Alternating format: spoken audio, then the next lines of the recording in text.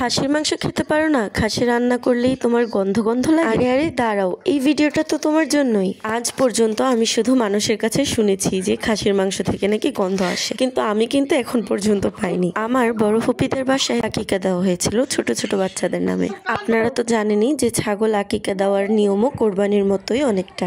সেই সূত্রে আমরাও কিছুটা মাংস পেয়ে গেলাম। এই পুরো আকিকার শুরু থেকে শেষ পর্যন্ত কিন্তু আমার আব্বুর হাত ছিল, তাকে ছাড়া এটা শুরুই হতো না। মনে হয় একটু বেশি বলে ফেললাম।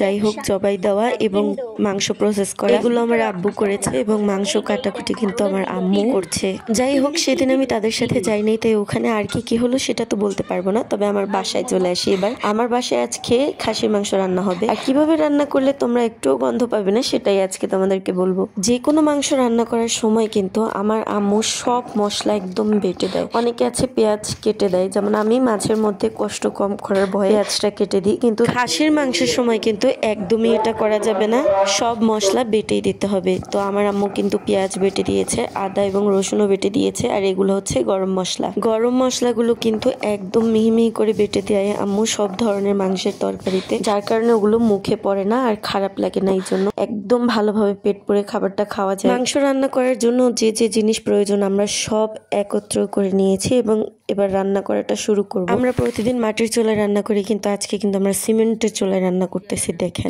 কি কি মশলা রাখছো? পেঁয়াজ, রসুন, জিরা, গরম মশলা, আদা বাটা।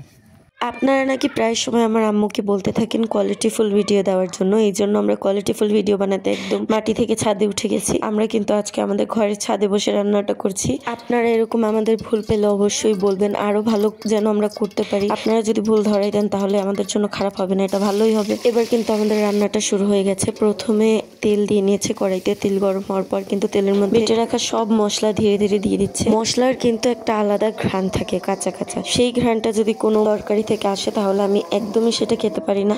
মাংসের তরকারি থেকে আসলে তো আমি মোটেই খেতে পারি না, কিন্তু আমার আম্মু রান্না করলে কখনোই আসে না, কারণ আমার আম্মু অনেক সুন্দর করে মশলাটাকে কষিয়ে নেয়। দেখুন ছাদের উপরে পরিবেশটা কত সুন্দর। এবার হচ্ছে মশলার মধ্যেই পরিমাণ মতো লবণ দিয়ে দিয়েছে হলুদ, মরিচ, এবার দিয়ে দিল হলুদ। এবার হচ্ছে ভালোভাবে গ্রেভিটাকে অনেক সুন্দর করে অনেকক্ষণ ধরে কিন্তু কষিয়ে নেবে। এবার কিন্তু মাংসের মশলা দিয়ে দিয়েছে। এবার সুন্দরভাবে কষিয়ে তারপর এটার মধ্যে মাংসগুলো দিয়ে দিবে। আর মাংসগুলো আগেই কেটে ধুয়ে পরিষ্কার করে নিয়ে আসা হয়েছে অবশ্যই, না হলে আপনারা খাবেন কিভাবে। প্রথমে কিন্তু মশলাগুলো দিয়ে গ্রেভিটাকে সুন্দরভাবে কষিয়েছে, এবার মাংসটা দিয়ে এটাকে অনেক সুন্দর করে অনেকক্ষণ ধরে কষিয়ে নেবে। আমার আব্বু বলে গরুর মাংস নাকি অল্প একটু সেদ্ধ করেও খাওয়া যায়, কিন্তু ছাগলের মাংস কিন্তু অনেকক্ষণ ধরে রান্না করতে হয়, না হলে এটা দিয়ে গন্ধ আসতে পারে। তাই এবার হচ্ছে এই মাংসটাকে অনেকক্ষণ ধরে ভালোভাবে সুন্দরভাবে কষিয়ে নিবে, তারপর কিন্তু ঝোল দিবে। এখনো কিন্তু ঝোল দেয়নি। আচ্ছা, এটা হতে থাক, তার ফাঁকে আপনাদেরকে একটা কথা জিজ্ঞাসা করি। আমার আম্মুর ফোনে 2 দিন পর পর শেয়ার অপশনটা অফ হয়ে যায়, এটা হওয়ার কারণ কি একটু যদি কেউ জানেন আমাদেরকে অবশ্যই জানাবেন, জানালে একটু উপকার হতো। কারণ আপনাদের অনেকের ভিডিও যেগুলো আমার আম্মুর কাছে ভালো লাগে সেগুলো উনি শেয়ার করেন, কিন্তু শেয়ার করতে না পারলে ওনার অনেক মন খারাপ হয়ে যায়, যার জন্য আমাদের এই প্রবলেমটা হচ্ছে, এই জন্য আমাদের খারাপ লাগছে। আপনারা যদি কেউ এই সম্পর্কে জেনে থাকেন আমাদের অবশ্যই একটু কমেন্টে জানাবেন, আপনাদের জন্য আমাদের একটু উপকার হয়ে যাবে, এর বেশি কিছু। দেখুন দেখতে দেখতে আমাদের মাংস কষানোটা কিন্তু হয়ে গেছে, আর আমাদের চুলোটা ছিল একদম কাঁচা, আমরা নতুন চুলায় আগুন দিয়েছিলাম যার জন্য একটু দেরি হচ্ছিল। এবার পরিমাণ মতো কিন্তু ঝোল দিয়ে দিচ্ছে। এই ঝোল দিয়ে আবার আমরা অনেকক্ষণ ধরে রান্না করব, আর খুব সুন্দর একটা স্মেল আসছিল, কারণ আমি পাশেই বসেছিলাম, আমার ভিডিও করছিলাম। আমি রান্না শেষ হয়ে গেছে, এবার কিন্তু আমরা পরিবেশন করে ঘরে গিয়ে খাবো, আর এখন শুধু আমরা পাতিলে ঢেলে এটাকে ঘরে নিয়ে যাবো। আর এই তরকারিটা এতটা মজা হয়েছিল, যেহেতু গরম মশলা এবং সবকিছু বেটে দিয়েছিল, তাই আপনার ভাতের মধ্যে মুখে কিছু পড়বে না, সবকিছুর ফ্লেভার আসবে, সবকিছুর টেস্ট আসবে, আলাদা কোনো কাঁচা গন্ধ মাংস থেকেও আসছে না, কোনো মশলা থেকেও আসছে না। খুবই মজাদার একটা